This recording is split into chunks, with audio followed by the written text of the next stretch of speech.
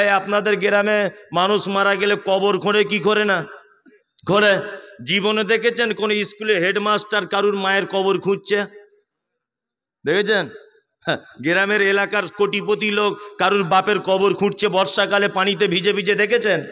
কবর খোঁড়ে কারা? ওই যে ফটিক ভাই রিক্সা চালায়, ও কবর খোঁড়ে। করে কি করে না? সবার কবর টবর খোঁড়া কমপ্লিট হয়ে গেলে বলে, চাচা তোমার মায়ের কবর কমপ্লিট হয়ে গেছে, 200টা টাকা দাও। বলে বলে না, কোনোদিন বলে না। কবর যারা খোঁড়ে তারা গরিব মানুষ, চাষিবাসী মানুষ, ওই রিক্সা চালায়, ফেরিওয়ালা, গরিব মানুষেরা আপনার মায়ের কবর খোঁড়ে, আপনার বাপের কবর খোঁড়ে, তাই না? এই রকম একটা গ্রামের কবর খোঁড়নেওয়ালা লোক 3 মাস যাবৎ বিছানাতে পড়ে আছে। ওই লোকটা আপনার মায়ের কবর খুঁড়েছে, ওই লোকটা আপনার বাপের কবর খুঁড়েছে, ওই লোকটা আপনার দাদুর কবর খুঁড়েছে। 3 মাস যাবৎ বিছানায় পড়ে আছে। আপনি গ্রামের ধনী মানুষ, একবারও দেখতে যাওয়ার টাইম পেলেন না। লোকটা বিছানায় পড়ে পড়ে মরণাপন্ন অবস্থা। আপনার বেটার বিয়ে হচ্ছে, গ্রামের সব লোক দাওয়াত পেয়ে গেল, ওই লোকটাকে কেউ কোনোদিন খোঁজ নিয়ে বলে না, চাচা আমার বেটির বিয়ে, তুমি সবার আগে যেন আমাদের বাড়িতে থাকবে। কেউ বলে? সমাজের কি অবস্থা! কথাগুলো বলছি বাস্তব না অবাস্তব? বাস্তব কথা। অসুখে কেউ পড়ে গেছে, সঙ্গে সঙ্গে দেখতে চলে যান, এটা আপনার কল্যাণ রয়েছে। চলুন, ওয়ায়াদাতুল মারিজ ওয়া ইত্তিবাউজ জানাইজ, কেউ মারা গেলে জানাজা পড়তে যাবো ইনশাআল্লাহ। ওয়া ইজাবাতুদ দাওয়াতি, কেউ দাওয়াত দিলে গ্রহণ করবে ইনশাআল্লাহ। দাওয়াতের ব্যাপার হাত তো তুলতেই হবে। গরুর গোস্তের ব্যাপার, দিছি মুরগার ব্যাপার, তাই না? দাওয়াত দিলে কবুল করতেই হবে। গোলাম হোসেন, আপনাকে বলছি, সব দাওয়াত বাড়িতে হুঁশ মোটা করে চলে যেন না।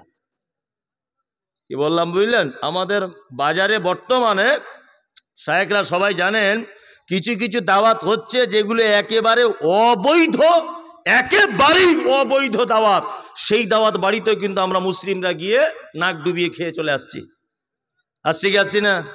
আপনাদের এখানে চামড়া কি কাটে, মুসলমানি না কি বলে, এইটা করার সময়তে বিশাল আরম্ভ করে। আপনাদের এলাকায় হয় না, অন্যান্য এলাকাতে হয়। ছেলের বেটার একটা চামড়া কাটবে, ওর নানিদের দাওয়াত করেছে, ওর দুলা ভাইয়ের দাওয়াত, ওর গোষ্ঠীর সবার দাওয়াত করে 40 জনের লোকের খাসি কেটে খানা করে খাওয়াচ্ছে, আমার ছেলের চামড়া কাটবে। তাই হয় কি হয় না? আর মেয়ের বিয়ে হচ্ছে, বেটার আর বেটির দুজনার বিয়ে লেগেছে, তা বেটার বাপ মেয়ের বাপকে বলছে দিন ঠিক করতে হবে, একটা দিন, কোন দিনে বিয়েটা হবে।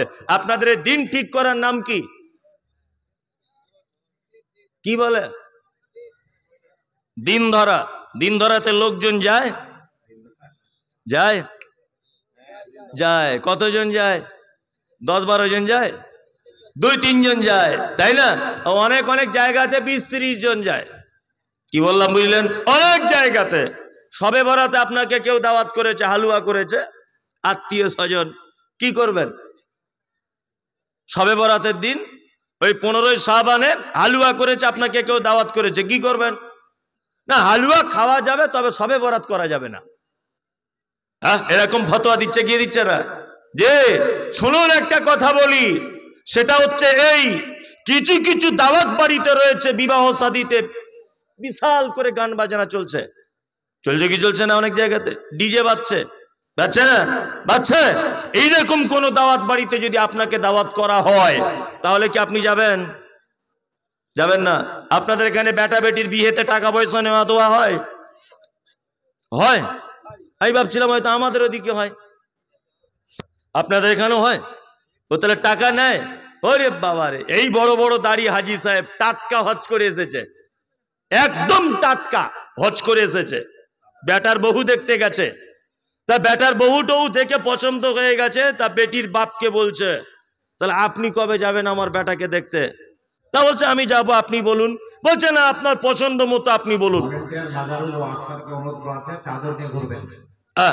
আপনি বলুন। তা বলছে তাহলে 22 তারিখে আসবেন। তা 22 তারিখে সব ডেট ফাইনাল। মেয়ের বাপ তখন বলছে বেটার বাপকে, হাজি সাহেব কিছু চাওয়া পাওয়া আছে? কিছু চাওয়া পাওয়া আপনার বেটার জন্য আছে নাকি? তখন বলছে আস্তাগফিরুল্লাহ, আপনি আমাকে টাকা পয়সার কথা বলছেন? আমি এই 2023-এর প্রথমের দিকে হজ করে এলাম, আমি টাটকা হাজি সাহেব লোক, আমি পন সব আমার চাই না, ভালো বৌমা হলেই হবে। তবে এই ব্যাপারটা আমি ভালো জানি না, আমার বড় জামাই ভালো জানে। এরকম লোক আছে না নাই? এ পাক্কা হারাম খোরে। কি বললাম বুঝলেন না? বলছে আমি জানি না। জানে কে? বলছে আমার বড় জামাই জানে। গিয়ে টাকাটা জুত করে ফিটিং করে নিয়ে চলে আসছে। আসছে কি আসছে না? আসছে। বিনীত অনুরোধ করে বলছি, এই রকম দাওয়াত গুলো থেকে একটু নিজেকে হটিয়ে রাখুন। সব জায়গাতে খেতে হয় বলে আপনি ছুটে চলে যাবেন না, একবার দেখবেন খাওয়া দাওয়াটা করা যাবে কি যাবে না। নাম্বার 5, অতাসমিতুল আতিশ, হাঁচি হলে কি বলতে হয়?